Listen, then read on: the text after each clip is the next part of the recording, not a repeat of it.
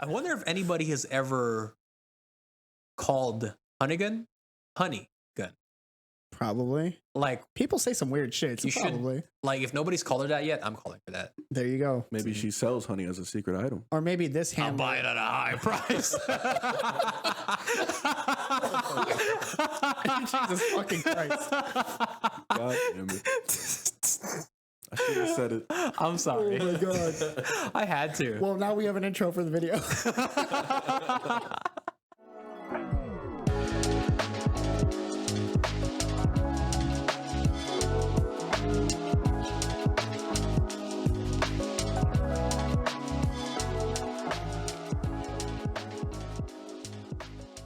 Well, Listen, guys, we were 13 minutes in to and now we're 1 minute in. yeah the session. I realized that I did not hit record on OBS, and Camera so 2. yeah, on camera 2, and so it was only recording Robert, which is Not the preferable camera to be actually what recording. I would have preferred. But Robert was like, "Guys, we've got to show you and Kenny also. It can't just be all me, even though I am so damn handsome and good looking."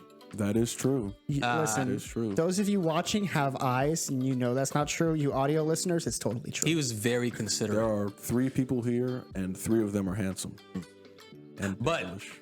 seeing as we had to start over, welcome to session number 11 11 indeed. of Weeb the People podcast, AniMonday segment. As always, I am your host with the most, Jay. We didn't even introduce ourselves last time. we run into tangent. Right into the conversation. And Shit. joined, as always, by my 2 lovely, handsome co-hosts. To my Shit, you picked a direction. to this direction that camera 1 is pointed at is me, Cars and Cosplay.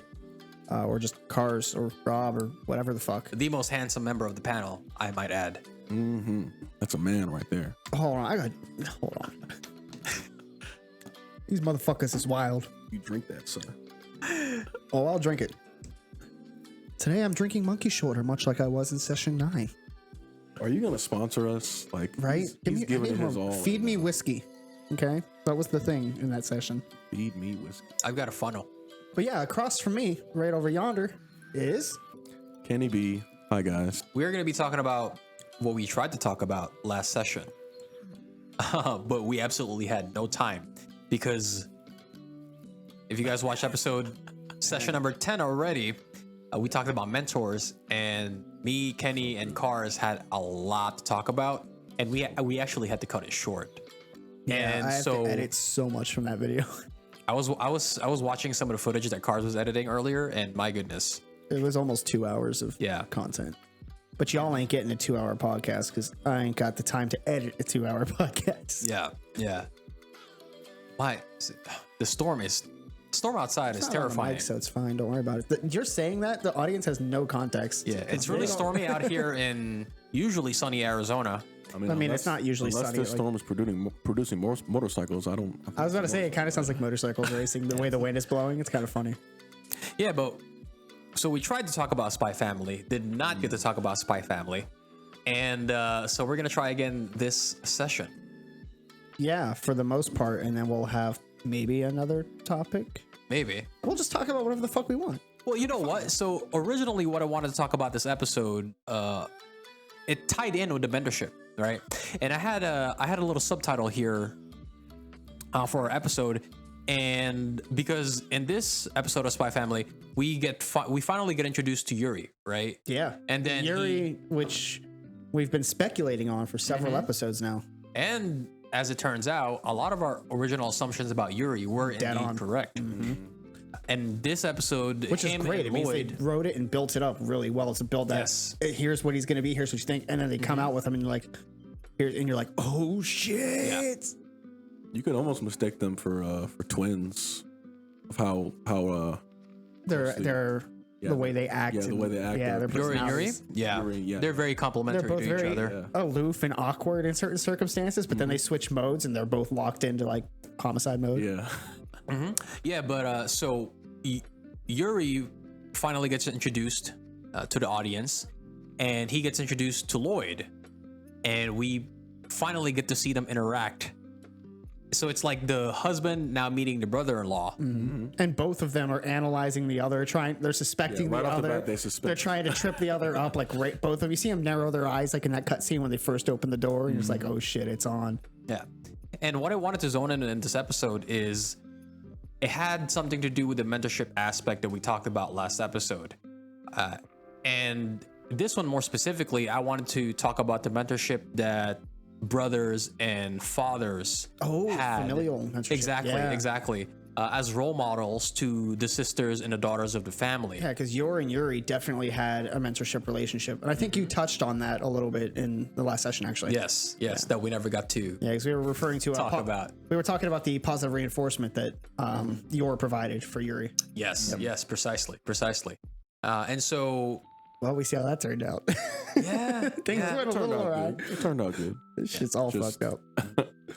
Well, we start the episode off actually with there's a meeting between Loid and the informant, right? Do you guys remember her name? Handler, I think. Yeah, Handler. That's her name. Just call her Handler. Yeah. I don't remember if they gave her a name or not. Yeah. The sexy Handler. Yeah. Sexy. Okay, now Hannigan. she's sexy. Hannigan. Yes. She doesn't look much like Hannigan. No, when Handler was introduced, it reminded me of Hannigan because of the glasses. I mean, Hannigan was also a handler, so Exactly. I guess if you want to be that general on your, I'm a much bigger fan of Hannigan though. I like Hannigan. Understandable. I don't know if anybody has met this Handler. Resident Evil 4 remake though. That is Yes. That's looking good too. Mm-hmm. What are you buying? What are you selling? I'll buy it at a high price. I'll go back to talking about anime. I wonder if anybody has ever called Hannigan Honey Gun. Probably. Like people say some weird shit. So you probably. Should, like if nobody's called her that yet, I'm calling her that. There you go. Maybe she sells honey as a secret item. Or maybe this handler. I'll buy it at a high price. Jesus fucking Christ. God damn it. I should have said it. I'm sorry. Oh my god. I had to. Well, now we have an intro for the video.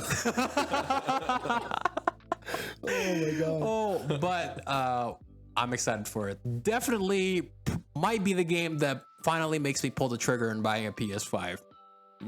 I just want it to come out for the Switch, please, because I'm not buying a PlayStation. It would be nice because Resident Evil 4 did originally come out first for the Nintendo console, GameCube, right? For the GameCube. Yep. So that would actually... I mean, Resident Evil up to 6 is on the Switch, but 7 and 8 are not. I would not mind it because we already... on the Switch yet? Wow. Sadly. I was looking for it like last month or something because I want to play it, but...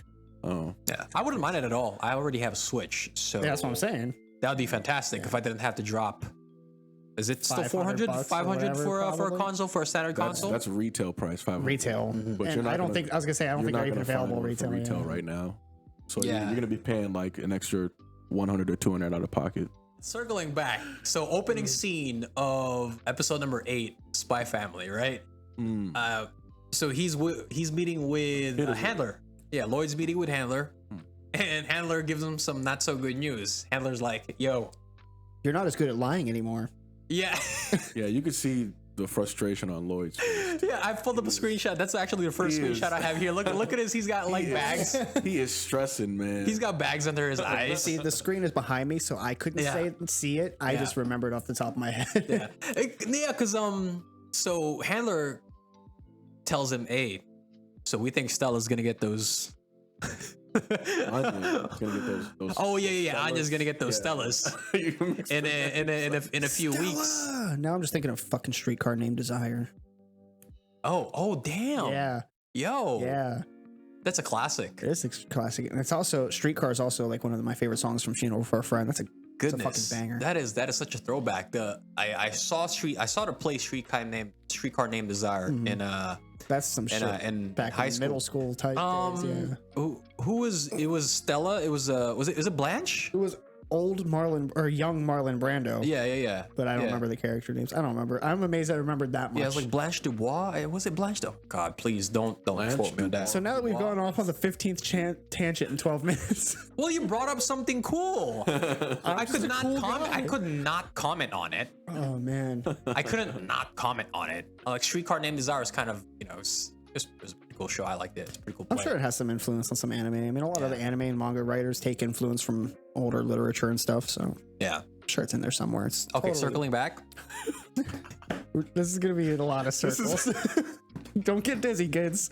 Stay with us. Yeah. Okay. Make sure you spin in the other direction a couple times. That way you can balance out your balance. This is definitely the most chaotic episode. We just Yeah. And it's only been 12, 13 minutes. Bros. Well, It's fine. Okay, so Handler tells him, "Hey, you also got to be careful because apparently one of their, well, I guess one of their other agents has been caught. Oh, yeah.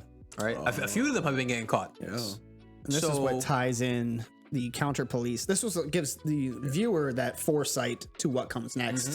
So this is another example of like good writing where it's like, hey, here's this hook Yeah. to catch on to, because now then when we introduce Yuri, we have that hook to be like, Yeah. oh shit, they were talking about him. Yeah. No. Yeah. So this show, I'm always amazed. Like the more critical I look at it, the better it gets. Yeah. Because if you remember, way back in the first episode, right? They were already talking about when it came to Yor. People were, her coworkers were telling her, "Hey, women that are single, Yes. uh, Are suspicious. are very suspicious, Yeah. right?" To be spies. And you know, it's kind of like 1984, where your neighbors start to snitch on you, kind of that aspect, right? Yeah. Yep. So Milkman's been in there a little too long. That's a little something else. Because usually when that's not Well, what the single the husbands ones, at that's work? what the married ones. oh my goodness, Woof. totally appropriate for YouTube. Do we even care about YouTube? No, not as much really. shit as we talk. People like, we're gonna get plaques. Continues to, yeah. Dude, I got my chug jug in the fridge right now. Yeah, but so apparently people have been getting caught. So Handler kind of warns Loid, like, "Hey, you got to be careful whether you're at school, and then you're observing Anya, or whether you're just going about your regular business on your missions. You got to watch out because our agents have been getting caught left and right." We transition over to City Hall, right? And suddenly the secret Oh, they police. were talking about the yes. guy who got arrested there now. Yeah. The his name is Jim yours- Hayward. Which we Yeah, one of we yours saw in previous coworkers, yeah. episodes. Yours boss. Yep. Yeah. Yeah, Jim Hayward. away, yeah. And this is when we get introduced to the secret police. Yep. All right, so they pick him up because apparently he's been leaking documents. They don't really specify what documents. Yeah. But they just say, "Hey, you've been leaking documents. You're under arrest for the suspicion of leaking documents to the other side." Other side, yeah. They always keep things vague along the war topic and the whose side is what, which I like because it safely toes the boundaries of not bringing it into IRL shit and keeping the focus on the characters and on Yor and Loid's family adventures rather than, oh, here's a wartime scenario, here's this crazy mission. Yeah. So the fact they keep it vague is actually, again, great writing. They feed you enough information to kind of give you some context. Yes, but they not don't give so you much details. that it takes your attention away from what the show is about. Yeah, and that's to your point. That's actually a very intelligent move because you don't throw too many things at the audience, and so they only focus on the things that are important. And obviously, the focus of the show is the relationship between Yor, Anya, and Loid, and you don't want them thinking about, okay, what the hell's happening in the background. Yeah. It's a With only very- 12 episodes for the first core, right? Yeah, So it's a very common thing in writing and even in D&D storytelling. Because people will be like, oh, I want to world build and throw this here, but then it gives the audience like they don't know what to latch onto, and they start latching onto this, but the show's going over here, and so it throws everything. So, but the fact that they keep everything vague and fluid is very impressive. I love the whole kind of homage to 1984 because they walked in and are like, yo, this is like Ministry of Truth right here. Oh shit! Yeah, you. Went Yeah. So they picked up. I love the guy's name is Jim Hayward. Such an American name. It's a little too American. Yeah, and then so one of your coworkers is there, and she kind of witnesses the whole thing, and she goes back to, I guess, the break room and tells With the Gossip Girls. Yeah, exactly. The Gossip Girls, exactly. And then they start talking about exactly what's going on. And Camilla comes in and tells Yor, hey, Dominic spoke with your brother. And the name drop type shit. exactly. And then she asks Yor, hey, you got married. You haven't told your brother yet? And then true Yor fashion, like it's like she's oblivious to everything aside from like her mission. Oh my god, She's I like, totally forgot. oh my god, I forgot to tell my brother. And then her coworkers are like, bro, it's been a year. And then you see like Yuri's perspective because he hears it secondhand. He doesn't even hear it directly from Yor, and he's like, she was. Yeah. And he just like was like freaks out. He's like, and then he goes through his whole spiel of, this is unacceptable. No guy is good enough for her, kind of thing. Yeah. Camilla's the blonde, right? Camilla's the bitch. Blonde bitch. Yeah, she's the bitch. Yeah. She's the one that slut shamed Yor. Mm-hmm. And she was not a very nice person. Camille. Damn bitches. Them bad bitches. Not bad bitches. Camille. Damn bitches. It's okay. She got her just dessert. She got like hot potato stew spilled all over her. So I'm like, well, Ooh, food sounds you good. got your just That was a desserts. good You got your episode. karma there. Please don't. But so they bring in Jim Hayward for interrogation into their headquarters, right? And it's funny because the minute like the secret police headquarters, it's not like secret at all.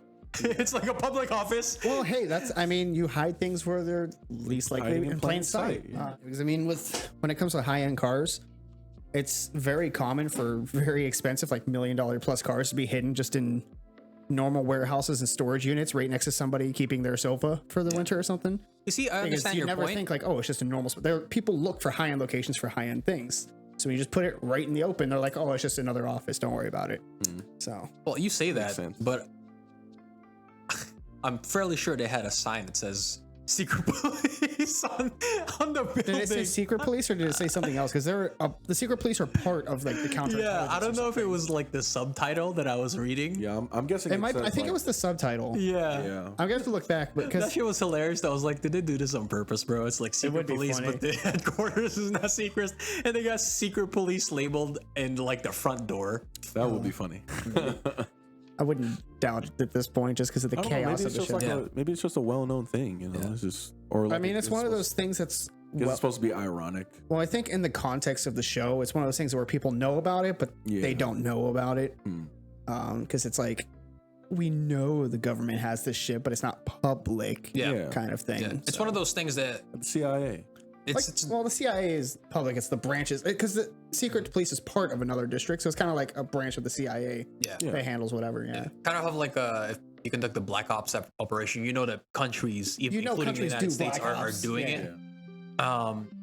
But it's like zero liability, right? That's why you have those people where kind of like Loid, right? If Loid gets caught, I'm pretty sure that his organization is the type of organization where it's like you don't exist. Yeah, they cut all Right. ties. If you get caught, there is nothing that's You're not going a to spy tie for our you country. to this We don't know who the organization, fuck you are. Yeah. and therefore to this country. Yeah. Right. You're the hero, the thankless hero. Yeah. The thankless hero. Yeah. But we actually finally get introduced to Yuri because we find out that he's actually second in command, right? Or at the very least, he's second lieutenant, right? Yeah, Because first he's not second in command, but he's I high. thought he was a cadet. No, he's young, but he got a high rank early on because Yeah. they were complaining about why did he get up. They called him like the puppy or something. Yeah. Yeah, Yeah. but he's like a high rank even though he's a new member. Yeah, because I remember them saying he just got brought in. Yeah, he's not a cadet. He's a high ranking. That's why they're Second sour. lieutenant. Yeah. Okay, gotcha. They did have a little scene where one of the other officers Yeah, yeah. brought He was up complaining that about precisely. He's like, "Who's this guy? Like, why do we have such a young kid on the team?" Yeah. And first lieutenant said he actually worked his way up really fast, and like call him Carr the said, puppy. when he was talking with the commanding officer, their CEO, he was like, "Yeah, Yuri, yeah, the cute guy. He's like he's a cute, he's like a little cute guy. He's like a puppy." And it reminded me of how I remember when it wasn't Handler, but it was one of the other gals was questioning Lloyd's Hamburger. boss. Like, hey, I'm kind of worried the mission still hasn't progressed, and the boss was just like, you obviously don't know Twilight. Yeah. And it kind of reminded me of this scenario where Yuri's CO, Yeah. right, he has such high confidence in him. At the very it's- least, it in seems other- like that's so They kind of basically- correlate in that. Yeah, so they've regard, set up yeah. Loid and Yuri as like the best of the best of either side, known Yeah. to be. Yeah. It's 1-to-1 in those Yeah.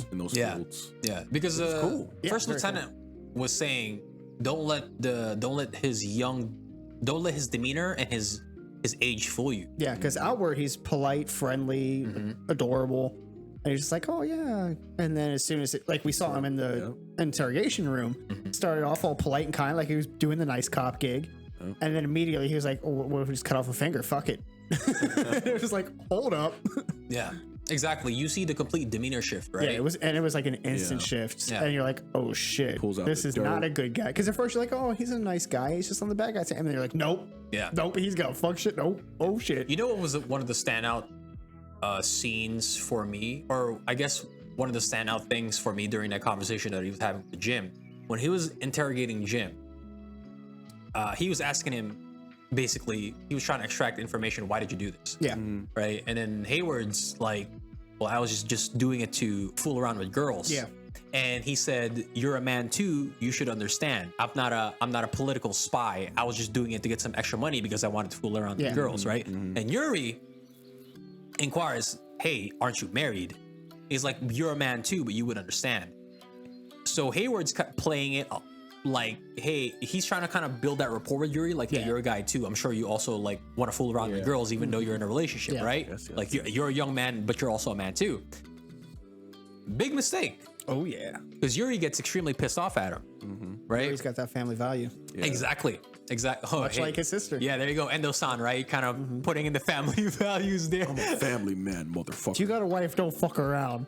Yeah, because like Endo is not Endo-san. Hayward's kind of like the archetype salary man, or the salary man. He works a 9 to 5, but he doesn't go home to his wife. doesn't wanna go home. He goes home. He goes to the red light district with his coworkers. Goes to the hostess club. Yeah, exactly. Hostess club, right? Red light district. Yeah, dude. Yeah, the red light district is big in Love Japan. it, So Yeah, they got all them love hotels for a reason, bro.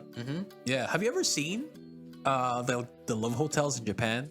I've seen photos of them. Only in Demon Slayer. Yeah. No, I've seen like IRL photos of them. They even have like used panty websites that you can sell, girls can Vending sell their panties machines.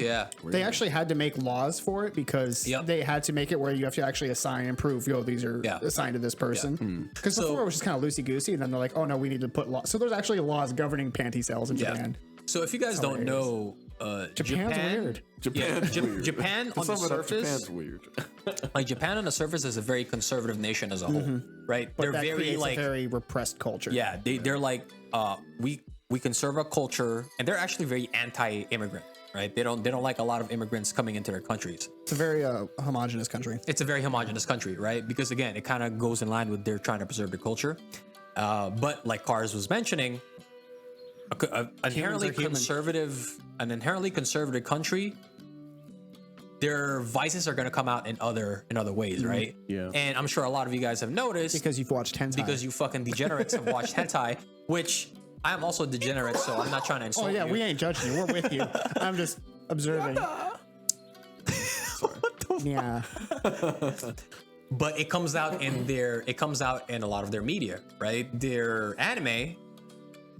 I mean, come on, guys. The etchy shit. Right? A lot of etchy. The a lot of awkward fan camera service. angles. So another way that it's expressed is through like I mentioned, the red light district is it's a very right? It's a booming industry in Japan, right? The sex industry is a booming industry in Japan. And their love hotels, right? You could actually go and they have themes. Yeah. Each room has a different theme. And if you go there with your girl or with your mistress, whatever, in this case, Jim Hayward's going with his mistress, and Jim's like, all right, I want this one with the waterbed. It's got a mirror on the ceiling, right? Yeah. The works. Yeah. The works. Right. It's got a wide bathtub, mirror on the ceiling. Mirrors everywhere. Right? Because Jim's like a conceited motherfucker. He's the type of dude that likes to watch himself fuck.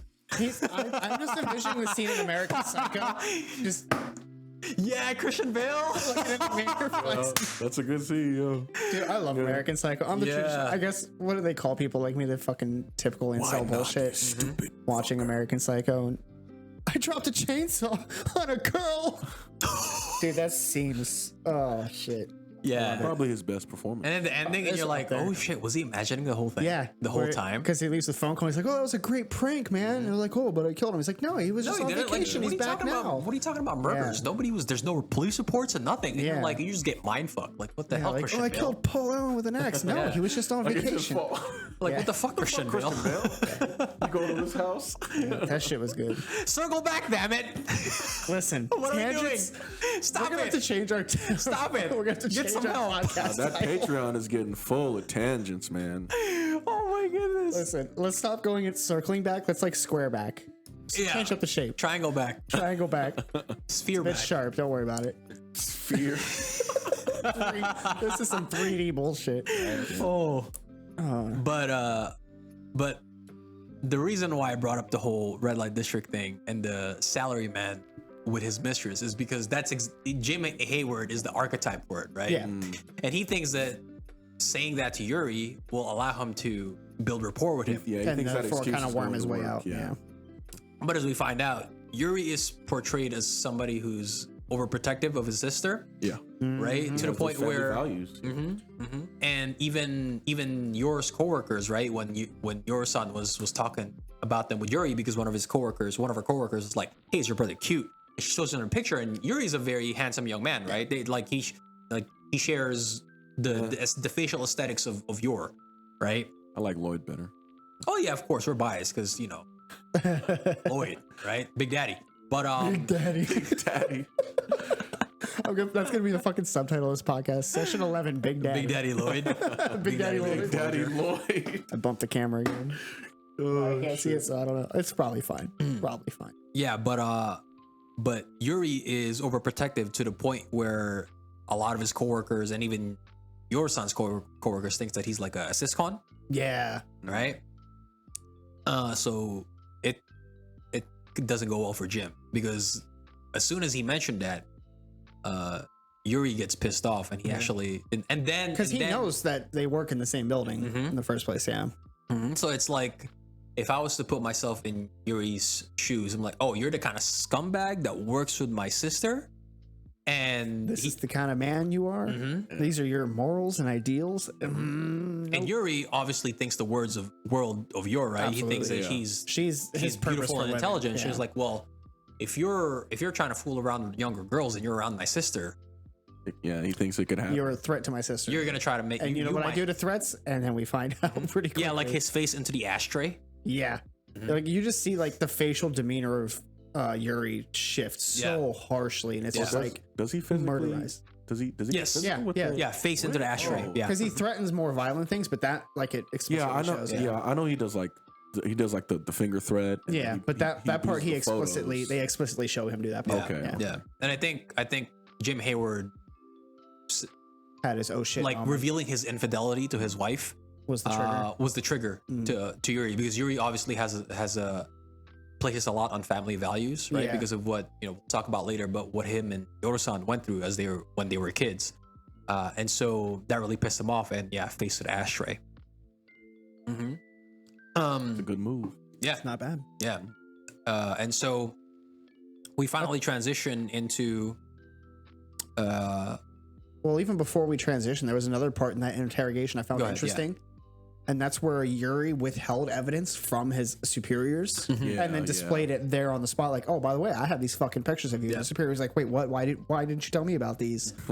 And I found that interesting. So I was like, does he not have that trust? Because I feel like he is focused just on protecting his sister and not protecting the country or anything like that. Yeah. That's just a method of protecting his sister.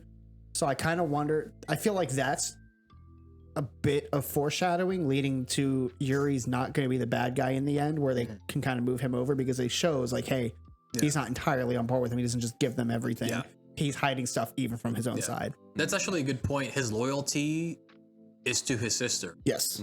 right? Because even like as the secret police, his whole intent is to keep the country safe for his sister. Yes. That's actually a good point. I actually did have that noted down, and that completely went over my head. So that's actually a really good point that you brought up there. Because yeah, you're right.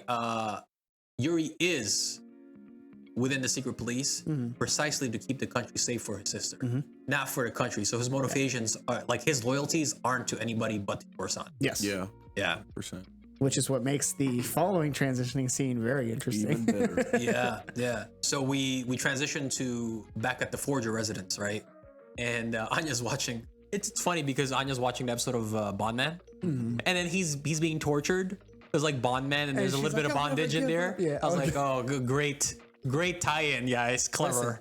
Well, fuck, which film was it? It wasn't Casino Royale. It was was 50 Shades of Grey. No, it was. I think it was. I think it was Casino Royale. Oh, I thought he was gonna 'Cause say it was Matt 50 Shades of Grey. No, because Daniel Craig's Bond was stripped naked, strapped to a chair with the bottom cut out, and then not Mads Bond was Mikkelsen. naked?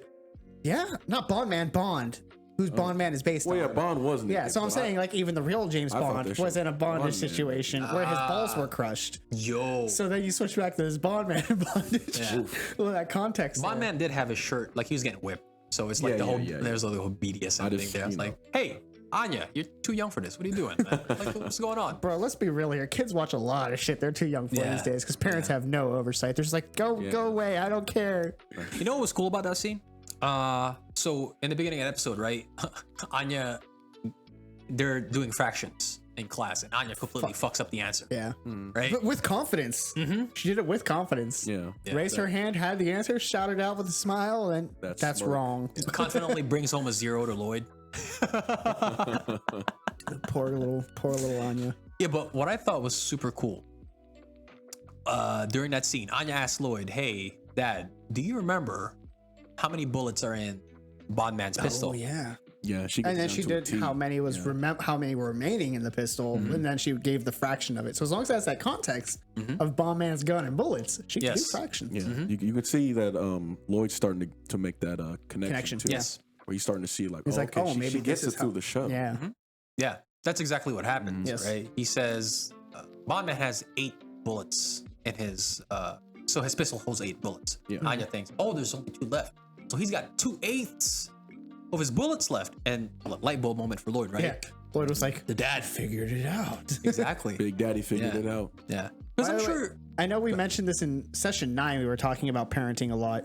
And this kind of goes to things too, like media, video games, shows, books. Those things aren't toxic to kids because a lot of kids learn from that stuff because a lot of this educational stuff's packed into it. Yeah. So don't just tell your kid like, yo, you can't watch shit, you can't play shit, because they can learn from that, whereas they're not learning the same thing from another thing. So it's like more family lessons.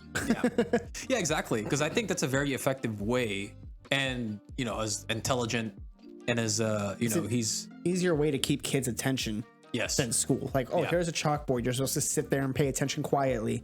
It's a lot harder to do for a child than, hey, here's a video game. You might learn some stuff from it. And then there's like a math puzzle in it to Yeah. unlock a secret item. They're gonna fucking work on that puzzle. Yeah, yeah. So- And being the intuitive person that Loid is, he immediately picks up on that. Like he's like, okay, this might be something that I could use to help Anya learn, right? Because like you said, a lot of the times the easiest way to help somebody learn is if you find a medium that they're interested in that also teaches them source material. Yeah. Right. And I've seen this in a lot of different shows where, because there's the typical, hey, I'm stupid, can you help me review kind of thing? And then the person who's intelligent tries to teach the other character just the information, but they can't Yeah, they just retain it. feed get them it. information. Yeah. Right. And so they have to And try. they get like exasperated and like, why don't you Yeah, understand? Yeah, exactly. And they have to try and find a different way to teach Yeah, the same yeah. material, right? If they're half decent. Some of them just give up. Like, I don't get why you don't 2 get it. hams. And Yeah. Quit talking about food, cut bro. 1 1/2. No more Yeah. food. I'm hungry. Sorry, man. But it actually reminded me of my cousin Ernest, who is one of 3 people that I know personally who I would consider a genius. I think his IQ is north of 140, probably. Ernest? Yeah. I was gonna say he works in Ernest, Like so Ernest goes to it's an school? Ernest effort. Yeah. Yeah. Ernest goes to jail. Ernest, goes to boot camp. Yeah, Ernest goes to a lot of things. But Ernest if I goes to remember whatever. correctly, he has his PhD in some area of mathematics. Fuck that. And way back when I asked him, this was back when we were still living in Jersey, and I asked him, hey, what do you want to do with like a mathematics degree? And he said, I wanted to make math. I mean, yeah, that's realistically the only thing to do with the mathematics degree. But I think this is the one you were talking about when we were talking about the concept of zero, and we got into a debate about it. Did he ever reply to you? No, you were having that debate with Alex. Oh, it was with Alex. I was Yeah. having the debate with Alex. Do you listen to our podcast? Alex is a loser. He doesn't watch anime. Well, he's gonna fucking Fucking loser. start. Damn. Alex, you're gonna end up watching anime. Then you're gonna end up listening to this podcast. You're gonna get to this session, and you're gonna feel bad, and you're gonna deserve it. Yes. You fucking loser. Watch anime. I don't know. But anyway, now that we've gone off on another tangent, The drag Alex session. because he's not Fuck here, you, it's easy to Alex. drag people in. Just kidding. I Well, don't know the you. point that I was trying to make with that story Yeah. was my cousin Ernest was one of those people who, because I disliked math when I was younger, I could never. For me, math was one of those things that you either, there was no middle. It was either you were very good at it, or you just didn't understand it. But he actually presented it to me in a way that made it interesting to me. Right? He says when he teaches, he tries to tell a story when he's teaching mathematics. That's the best way to teach, man. One of the aspects of what I would consider a genius, because I don't really go off the whole fucking IQ thing, is the ability Well, to quantitatively. well, Like how IQ people define geniuses. I mean, that's a general definition. Quantitative, yeah. But I obviously, don't follow suit with that because there was plenty of people with IQs in the genius range that are fucking idiots. Yeah. I think you could be a genius in certain concepts as well. That's true. That's another thing people misunderstand is that you could have a high IQ and it could be in art, it could be in science, it could be in different things. So people are like, oh, they're a genius, they're good at everything. No, they might just specialize in certain. But anyway, one of the aspects I see people as a genius in is not just the ability to comprehend something, but to share its comprehension. yes. So I think it be was- able to communicate it. That's a good point. Yeah. So I think it was Einstein who said, if you truly understand something, you'll be able to explain it in the simplest of terms. Yes. So no matter how complicated it is, you could still be like, hey, here's this like one sentence explanation. Yeah. Whereas I think it was people who can understand, it's like, yeah, they'll spill it to you in like these super high end jargon that you don't understand and all these technical terms. And it's like, whoa, bro, what the fuck are you telling me? But a person who's truly a genius will tell it to you in plain speak. Yeah. It was either, I think it was either Carl Jung or Friedrich Nietzsche who said, I can say in a sentence what takes others a whole book to say. Swag. I was like, damn, dude. Flex. You talk about a flex, man. My guy. It was one of those guys. Flexing. Oh, that's fun shit. Yeah. How do we get to that? We were talking about geniuses because we were talking about how Anya learns and Loid picking it up. Yes. So, yeah, being the astute observer that Loid is, he figures out, hey, maybe this is a way that I can teach Anya so that she'd do a lot better in school, which I think, is actually pretty cool. I think if you really wanted to, especially when you're dealing with kids, dude, the most effective way to teach kids, man, teach it to them in a way that's gonna make them enjoy it, bro. Yeah, teach them what they know. You know? Yeah. Yeah, give them a reason to want to. I wish parents would take that approach more. Yeah. Personally, I never liked school precisely because for that reason. It's like I hated sitting down. I hated looking at the damn it was so difficult for me to listen to people speak when I was a kid, bro. I think most kids are like that. Well, I think it's because school is meant to generalize to get the most people in one go. Yeah. Is because everybody learns differently. Yeah. So, but a school can't teach. It's not practical for a school to teach each person individually because the staffing would be outrageous. Yeah. So they kind of have to. That's why like some people see the benefits of homeschooling. So like, yo, I could specialize teach this child. Yeah. But for me as a kid, You try to do your best with the worst situation, I think. Yeah. Because you're right. When you put it that way, I can understand. Yeah, because it's like, yo, this is just like a feasible solution. I can't dedicate my time to this, and I don't have the money to go send them to a private tutor all the time or whatever. But when I was in school, I hated it not because of sitting down or whatever, it's because I was ahead of it.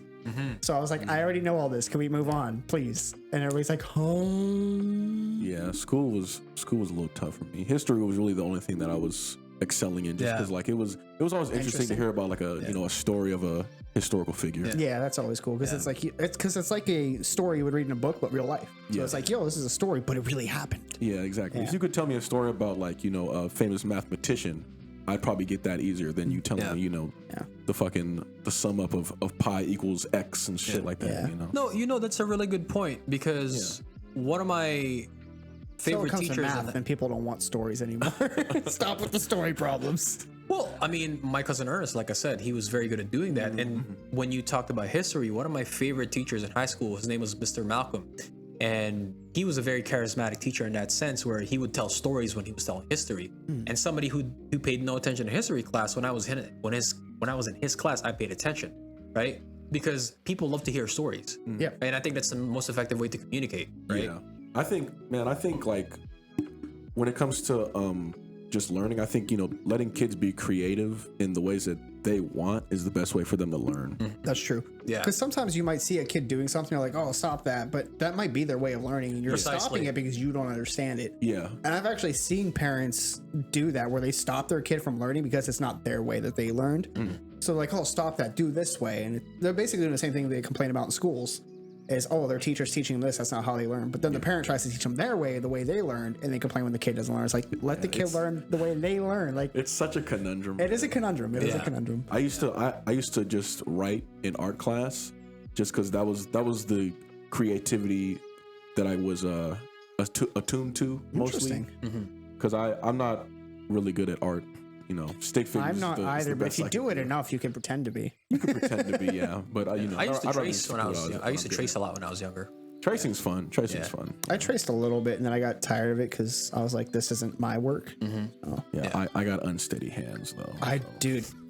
It's too much caffeine. Too much football, man. Well, mine's from asthma because a lot of the asthma medications increase your heart rate, and because it's bronchial steroids. Yeah, that's my brother has that. Yeah, so like ever since I was a kid, I've had like trembles in my hands and stuff because my body's so used to. At one point, I had a sustained heart rate of 180 BPM. Jesus. How I'm not dead, I don't know. But I was in the hospital and they were just pumping me with these steroids because I wasn't breathing otherwise without them. So like you're either not breathing or your heart's gonna explode. Pick one. Yeah. I was like, great choices, thanks. Yeah. But to your point though, I think you're correct. When you observe somebody in a classroom and they might not be doing exactly what everybody else is doing, before you say, hey, stop doing that, maybe take a look and see if that's how they're learning. Yeah. Right? Like I bet you could come up with an equation like based on how many rates per minute a car is running at from the engine. Here we go back to fucking circle. If a Lamborghini is traveling 63 miles per hour and their goal is in Las Vegas, which is 287 miles away, but they have 2 alternate routes, which route will get them faster? Oh, fuck. We did it, boys. We did it. And then the Bugatti Chiron is traveling from the opposite end. Which vehicle will arrive first, considering wind speeds of 63 miles per hour? Holy shit, that's obnoxious. Across the Boulder Dam, along with variable wind speeds between. Told you guys. God damn it. What have you done? How are we going to circle this back? I told you, we're not using circles anymore. A rectangle back to Can we do a rhombus this time? It's a squishy square. Squishy square. We circle back to Yoru-san, right? She finally gets home. There's trouble, Lloyd. And then she's panicking, right? Because she forgot to tell Yuri and didn't tell you, Lloyd, that she didn't tell Yuri. And Yuri's like, hey, I'm going to visit you guys tonight. Congratulate the newlyweds. Short ass notice. Right? So Yor comes home. She's panicked. But obviously, Loid, he's always prepared. And he's got the whole couple setup. Bro, the fucking setup. Oh my god. It looked like a love hotel. Yeah. It turned into a love right hotel. there. I love how the pillows just say yes. It's an example of the Japanese using random English words. Yeah.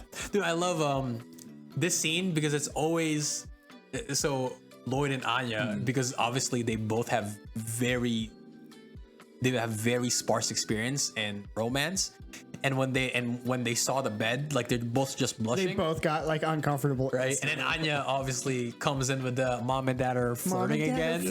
Dude, I love those moments with Anya. She's literally just driving them together. Like even if they're pretending to be a couple, Anya's gonna make them a real couple. She won't have it any other way. Yeah. And then so we finally get Yuri over here. He's like walking on the sidewalk. He's like happy-go-lucky. He's like, dude, I did too much because he got the bouquet of flowers. Oh man, right? The massive fucking bouquet. Yeah. And then he trips on the sidewalk and he's like clutching his like, oh my god, this is the ribs that my sister broke. Well, as he's thinking of her, like the pain of the hug, because Yor mentioned before she wants to hug her brother so much she hurt him. And then now he brings it back up with that continuity of like, oh, I'm thinking about her makes my ribs hurt. And you connect that like, oh, his ribs hurt because of the hug she gave him. And it's like, but also, holy fuck, Yor, hug me hard. Please break my ribs. Shatter me.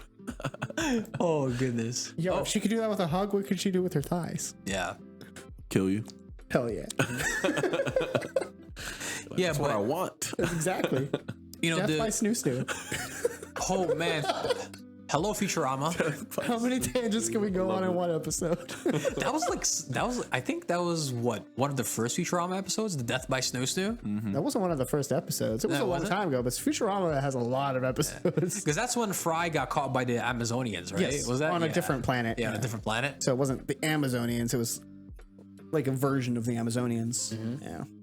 Yeah, but you see all the skeletons with the shattered pelvis.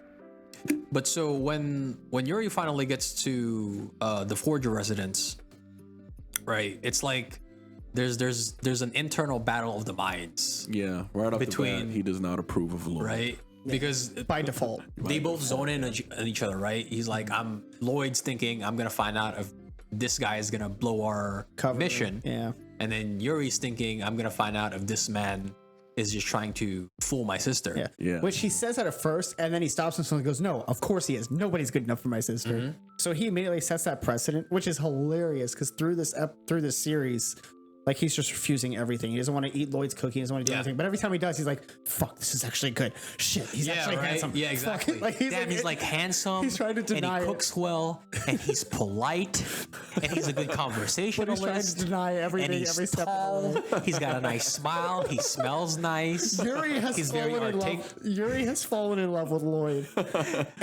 He's a doctor, so he obviously makes a good living, right? He's got a good fashion sense. He seems to be a good dad. Just endless list, and Yuri's just talking himself into it. Oh my god! He's building rapport with me, even though I don't want him to. He seems to be socially calibrated.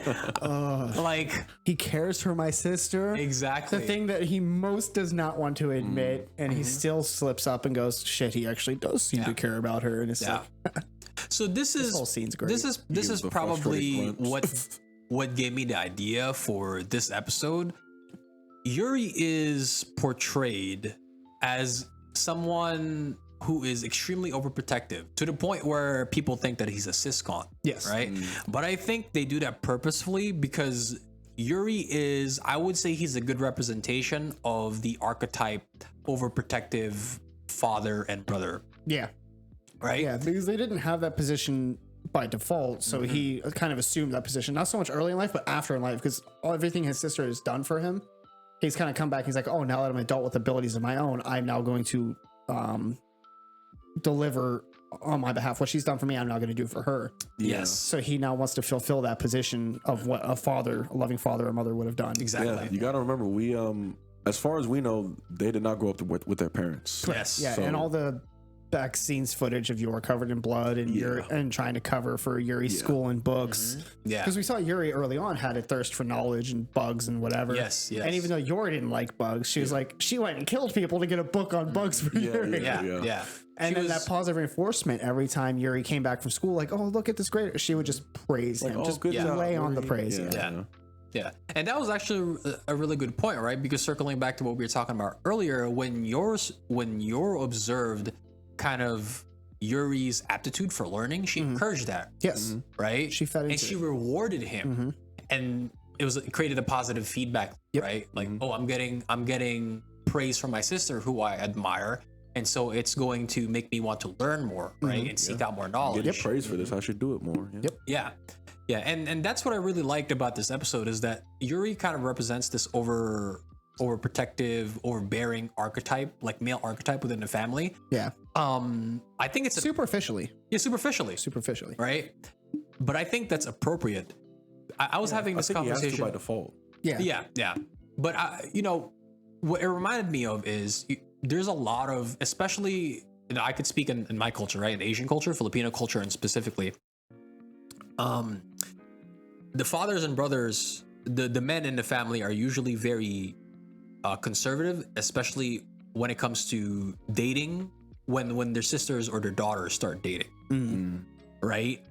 And I know for a lot of Filipino girls that grew up here in the West, because the West is a little bit more liberal when it comes to dating, there's always there's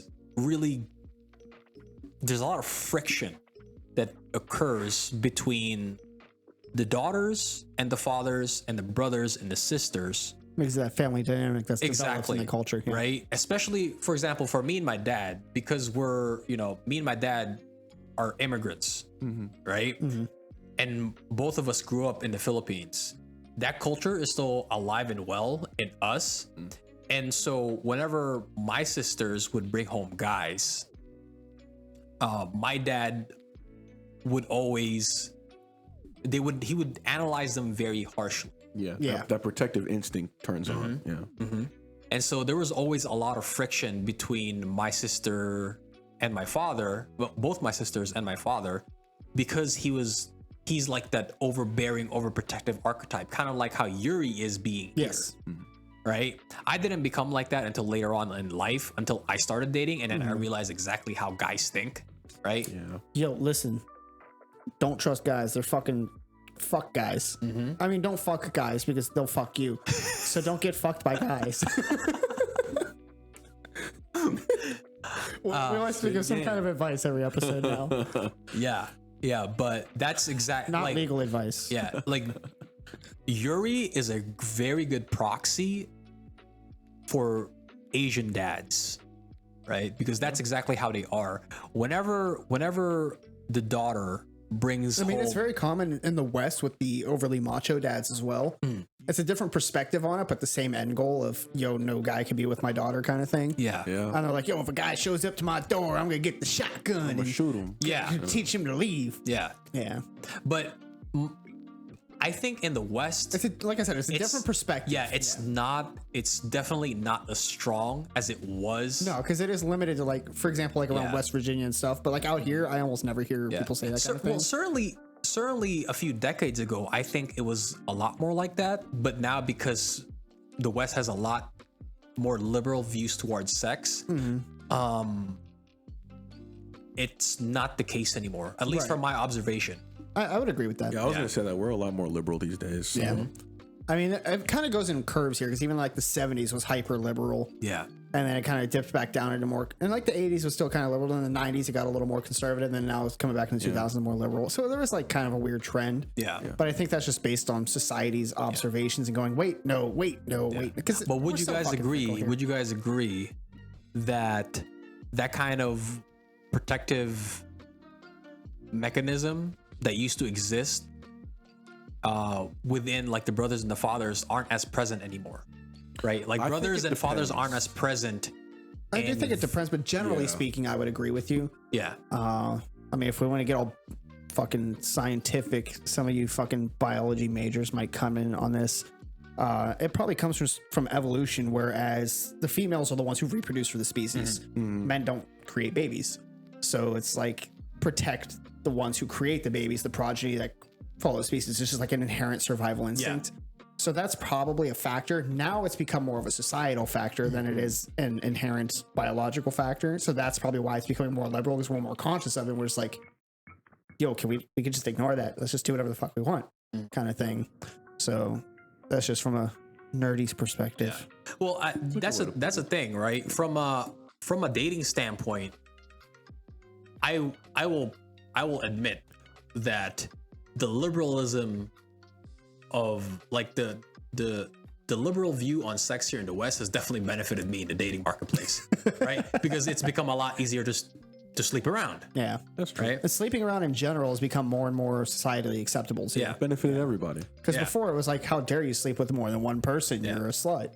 And now it's like, Hey, go man, get it, bitch. Hell yeah. You just gotta live and you gotta feel it, man. Exactly. Yeah. So yeah, definitely, especially in the last 10, 20 years, especially, there's been a significant shift, I would say. But on the flip side, if I was to look at it as a dad or brother, it's a different story, Yeah. It's more personal. right? Yeah. Because when it's other people, it's like, whatever, there's miscellaneous civilian A. Yeah. But then when it's like your sibling or something, it's like, yo, hold up. This is my sister. This is Yeah. part of me, my family. Exactly. You ain't coming in here. This is part of my circle. Exactly. Yeah. Yeah, that's why I said it really depends on the person's family values. Yeah. And some people don't have family values. So. Yeah. Because like you said, because some people aren't going to care about that. Yeah, some But people- like a person like Jay, he is going to care about that. Yeah. Yeah, because observing raised Yuri, differently. observing Yuri in this episode, it reminded me a lot of my dad growing up, and then now how I kind of vet guys that my sisters have been dating, right? Because I told my sister Patricia, she's with a guy now. His name is Matt. So far, I think that he's a pretty good guy. Oh, so But far, I was so having far. anything so on the far. shit I mean, list right I now?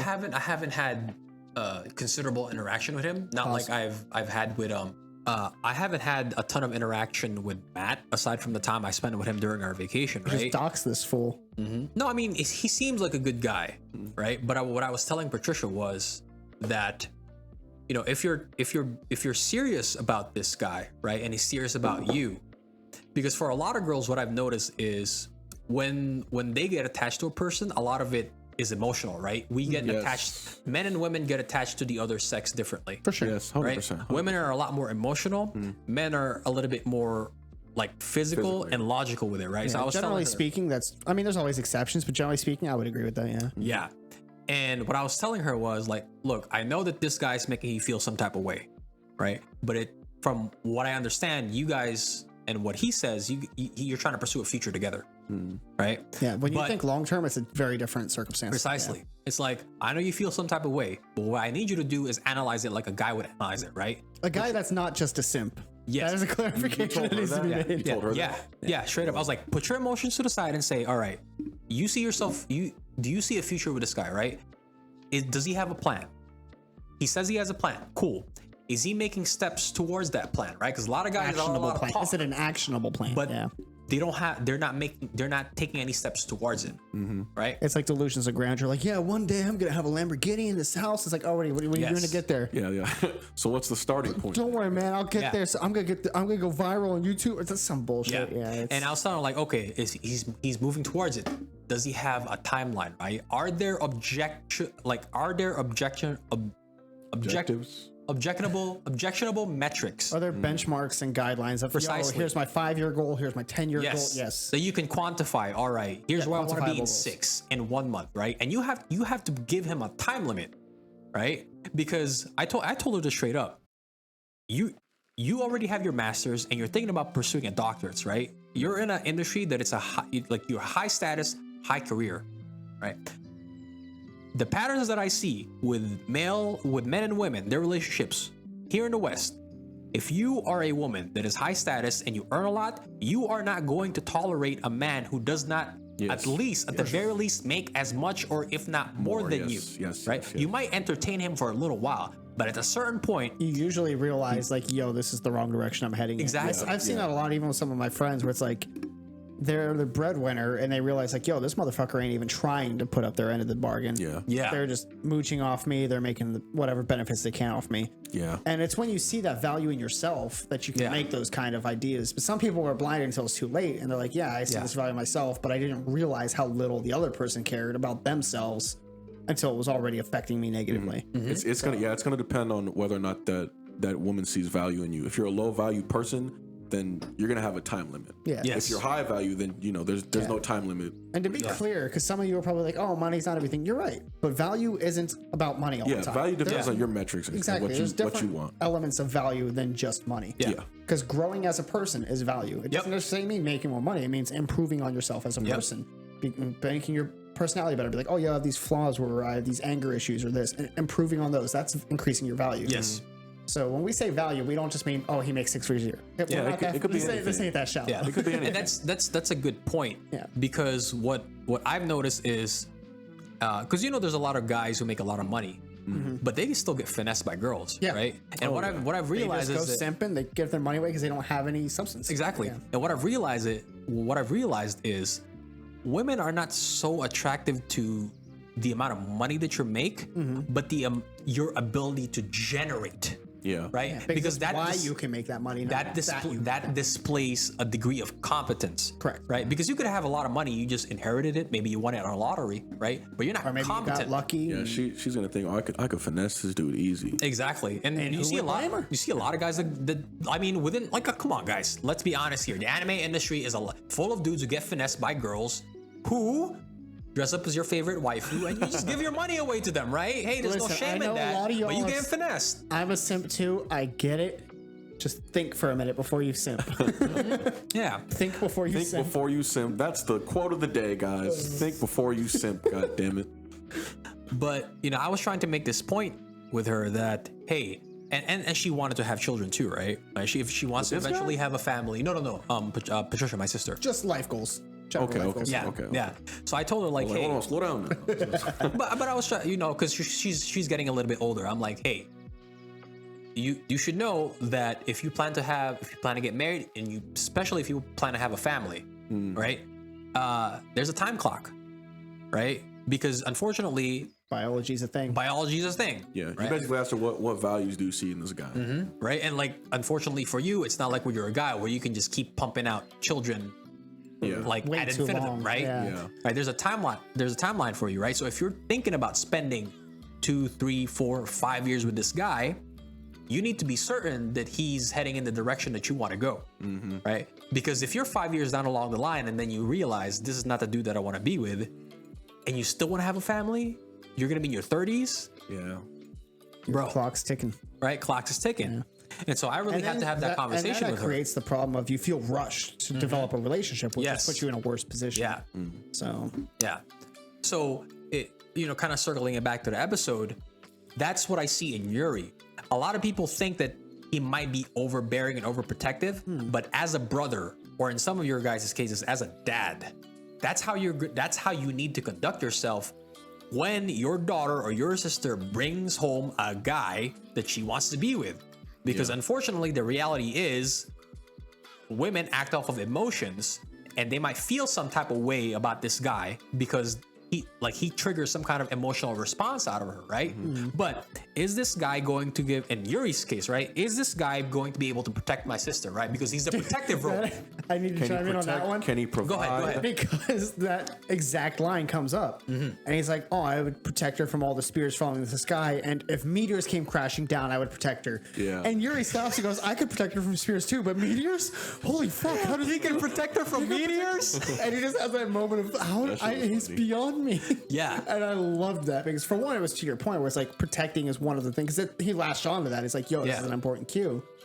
And because Loid said it was, even though he was lying his ass off, said it with such confidence and eye contact that Yuri just jumped on him and like, shit, he could do meteors. He starts blushing again. That was great.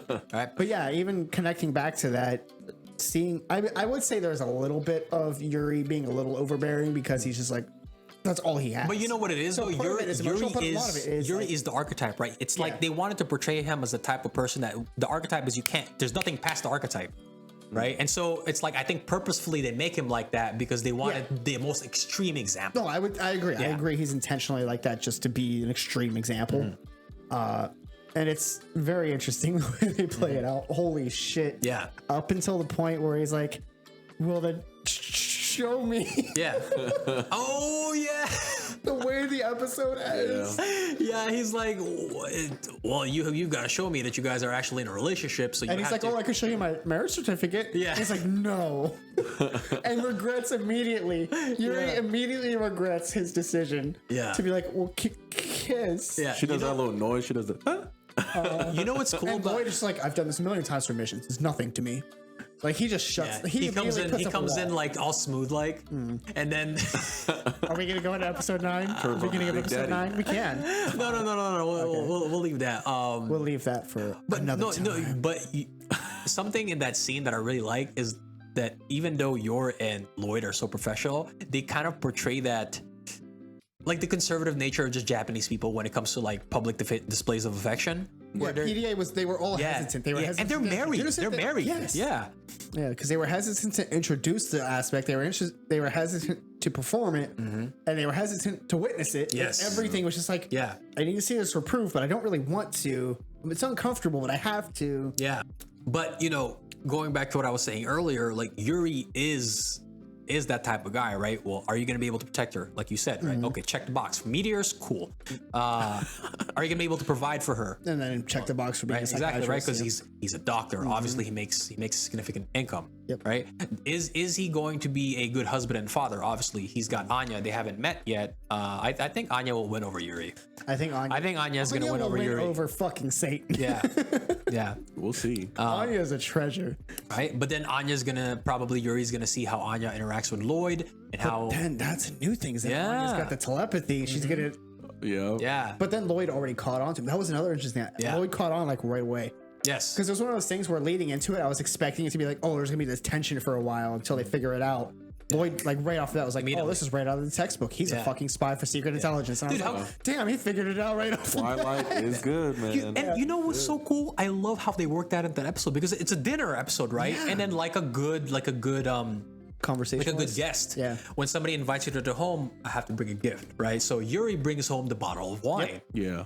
And then, like you said, prompted. Yeah, exactly. They discussed the wine, and then Loid, as Yuri speaking, I got this from this place, the location, right? the cost, everything, and he's like, "Oh, this isn't even Does accurate." the anime push the glasses? Yeah. I know that If one he from the had document. glasses, he would have totally done that. Yeah. You would have seen the glare glint across his glasses. Dude, I love how Loid zoned in the price. He's like, "Oh, this isn't the price because the price has been has changed inflated because of the market values of the exactly crops or whatever, because the yeah. crops didn't produce as much, and so they had to inflate the price a little bit It's to kind of really- meet the margins." Yeah, and it's really interesting because Loid has been shown as like the super spy, and it shows here too. He's like, Yeah. even though the critical situation, the personal matter of the situation, he still locks into spy subjects and goes, Yeah. and he doesn't break character. He doesn't give away that he knows. And it's like, this guy is a Yeah. phenomenal spy. And I'm Yeah. glad they kept the character consistent with that. Yeah, Because they could have made like a gag of him slipping up or something really easily to make it humorous and fun, but they kept the character like, yo, he's fucking locked into his Yeah, spy bit. He he's knows about his exactly what the business, fuck he's doing. yeah. yeah. But to your point, exactly right. It seems like Loid is extremely well versed of eating the training methodologies of the secret police. So we find out now that they're in opposition to each other, right? But Loid knows exactly how they're training. He's like, yo, this guy's been trained by the secret police. And he's like, oh, because Yuri told me that he also works for the government. So And he so already had that suspicion, which also carries why it wasn't just like a random, oh, I latched onto this. He was ready for it. He was waiting for it. And when it came, he's like, I expected this, which was especially interesting because I forgot what I was going to say. I was hoping I would remember in that short prelude. That's okay. That happens. That happens to happens me a so lot. many The times. old brain fart. I Yeah, have a lot of those. My brain's gassy, bro. yeah. And you guys are both hungry, so I'm so, and then especially now that you mentioned it, Sad I'm to say starting it. to forget it. yeah, because they're on a dinner, right? Like Loid has his charcuterie board. I'm like, bro, Dude, Loid, I want to taste Lloyd's cooking. Yeah. Anime food is always going to be good. Anime food always looks good, man. It's great. dude, Loid. Oh my god, dude, this guy really does check all the damn boxes, bro. Bro, he's like the way of the house husband, but Yeah. Well, here's the thing, right? So if I was Yuri and I saw exactly, I met Loid. And even this I'd give small up. interaction, right? I'm like, all right, man. You win. Obviously, this guy's obviously capable, and he's first interactions are hard to determine, right? Yeah, Whether he's first just like impressions. playing around, but you know, if I was in Yuri's position, I'd be like, all right, this guy is obviously the real deal, and he's gonna be good to my sister, yeah. right? And I think At that's the why. very least, you give the benefit of the doubt. Yeah. But you know what though?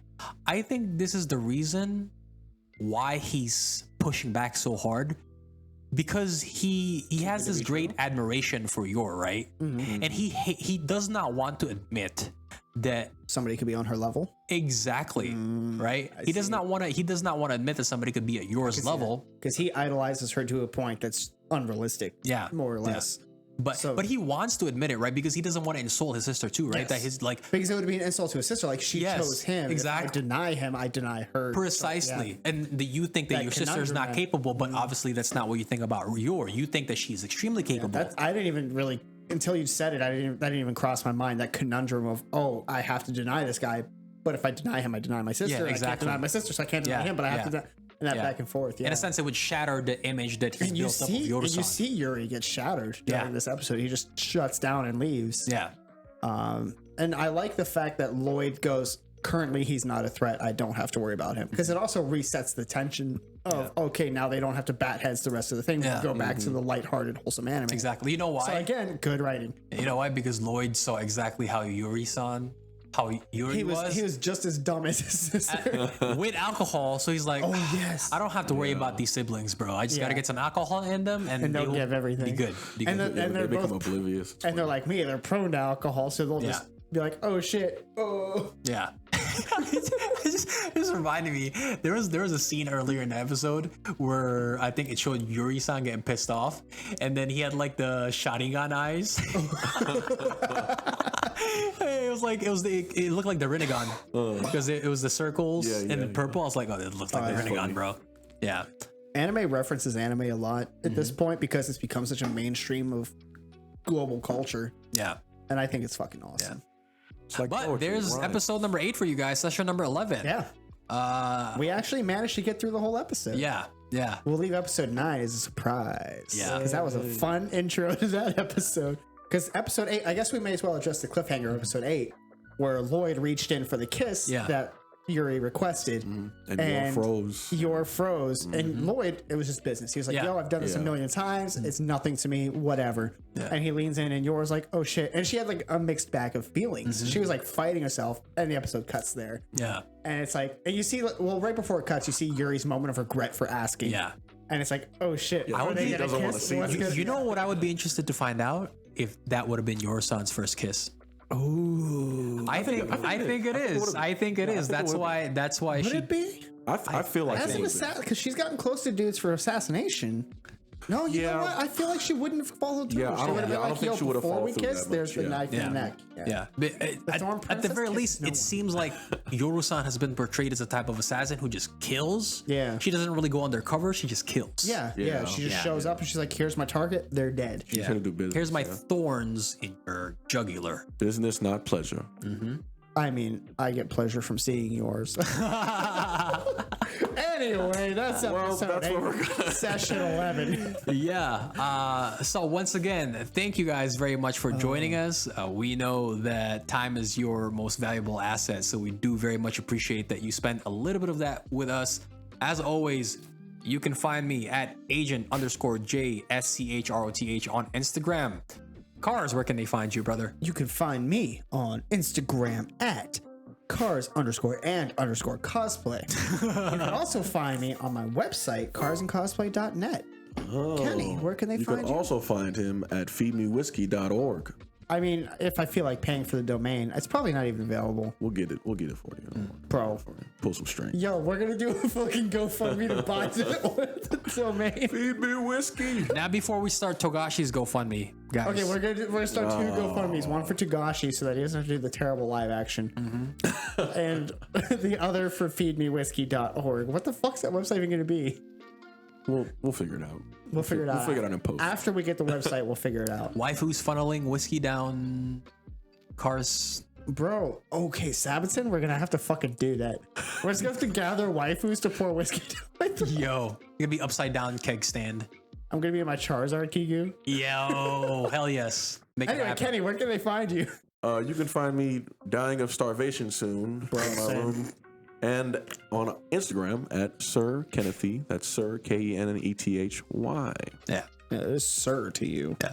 Oh, Sir. And for next episode, if you guys could kindly tell us which cryptocurrency would be the hottest waifu. Oh my god. Bonus points if you do the art for it. Who's the redhead from Gurren Lagann? I'm thinking Yoko. Yeah, Yoko. I would actually like. I would like to see an artist do like OC waifus for cryptocurrencies. Yeah. Can we see some OC waifus for the cryptocurrencies?